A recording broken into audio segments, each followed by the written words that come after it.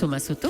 Il y a donc eu hier une perquisition spectaculaire dans les locaux parisiens de Google. Bonjour Nicolas Barré. Bonjour Thomas. Une enquête pour fraude fiscale aggravée et blanchiment a été ouverte et la justice, pour le coup, a déployé des moyens considérables. Ah oui, Google a eu droit à une perquisition à l'américaine avec une centaine de fonctionnaires de haut vol, les meilleurs spécialistes français de lutte contre la fraude fiscale. Ça a duré toute la journée. On est dans une phase préliminaire, hein, il faut bien le savoir, ce qui signifie qu'il n'y a pas encore de juge d'instruction et donc Google n'a pas accès au dossier et l'enquête va durer encore des mois. Bon, on en parlait à 6h45 dans Europe 1 vous répond. L'enjeu pour le fisc français tournerait, disent certains, autour d'1,6 milliard. Oui, tout à fait. Toute l'activité de Google va être passée au peigne fin et au bout du compte, je peux vous le révéler, la somme pourrait être très supérieure, d'après ce que nous dit une source proche de l'enquête. Supérieure à 1,6 milliard. Oui, tout à fait. Toute la question, c'est de savoir ce que l'on met en fait dans les activités de Google France, sachant que le siège européen se trouve en Irlande, où le taux de l'impôt sur les bénéfices est le plus bas d'Europe.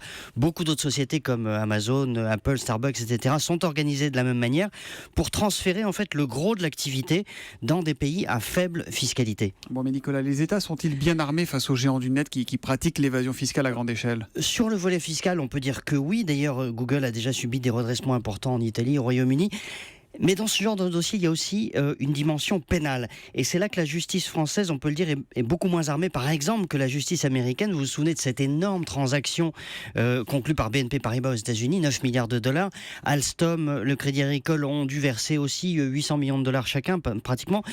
Il est temps d'introduire en fait un système du même type chez nous qui permet à une entreprise de conclure une transaction dans des dossiers pénaux en échange de la reconnaissance de sa culpabilité. Ça évite d'abord des années de procédure.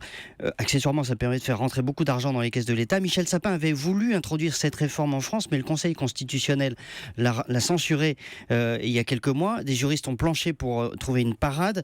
Un amendement va être déposé dans ce sens. Cette réforme changerait vraiment la donne, car au bout du compte, ce qui inquiète vraiment ces géants du net, notamment, c'est d'abord le risque de réputation, et puis exactement, et puis c'est de devoir payer des milliards d'euros de pénalités et non pas quelques millions. On y vient doucement à ce système et Google va peut-être essuyer les plâtres. Nicolas Barré, directeur de la rédaction des Échos, qui signe tous les matins l'édito Écho d'Europe 1. C'est après le journal de 8h. À demain Nicolas. À demain.